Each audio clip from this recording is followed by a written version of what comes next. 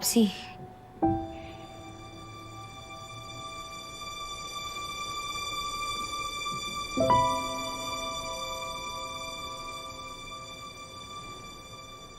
Hinding-hindi ho yung mangyayari, ha?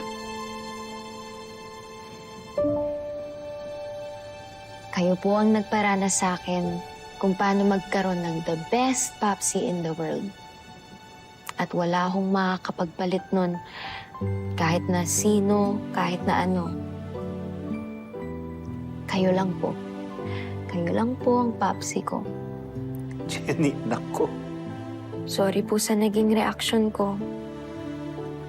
Nasaktan lang din po ako at nalito. Pero alam ko pong nasaktan ko rin kayo.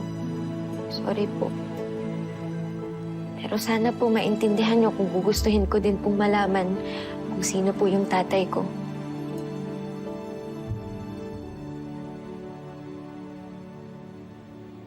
Si Dio Halari po ba, Nay?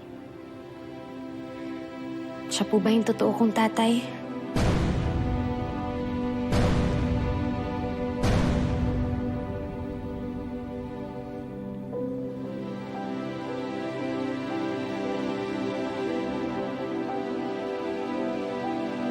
Siya lang po kasi yung lalaking nadidikit po sa inyo eh. Siya po ba yung totoo kong tatay?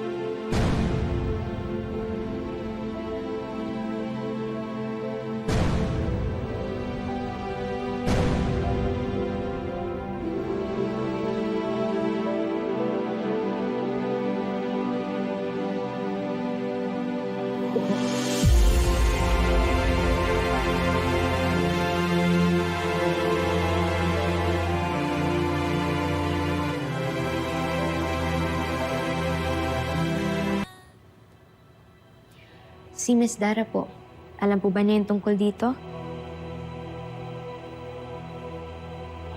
Kaya po nagbago yung tingin niya ulit sa akin.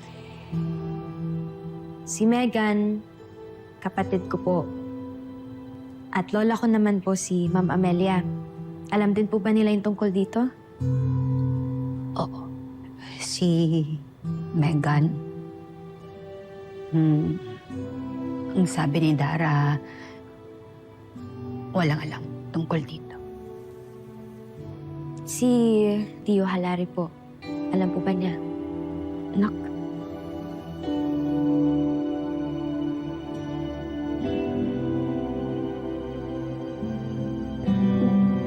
Pwedeng huwag na lang nating pag-usapan kasi matagal na naman.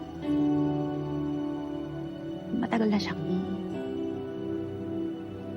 Grabe po pala yung buhay ko, no? Daming twist. yun nga yung dahilan kung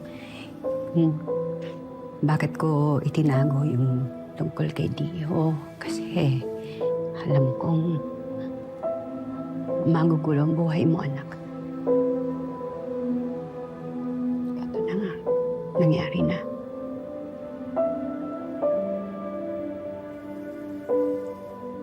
Patawarin mo ako. Ayaw ko talagang mapalapit ka sa katotohanan. Kaya naghigpit ako.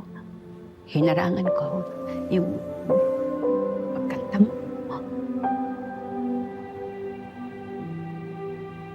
Napakarami kong pagkakamaling nagawa. At ikaw ang nagdusa dahil ayaw kong balikan ang mga yon. Pero takot din ako na kapag nagkaalaman,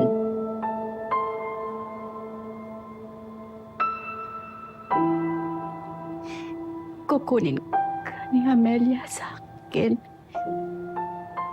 Sa totoo, Nay, sama po yung loob ko sa ginawa niyo. Pero mahal ko po kayo. Pamilya po tayo. Pwedeng may magbago, pero hindi kukuho.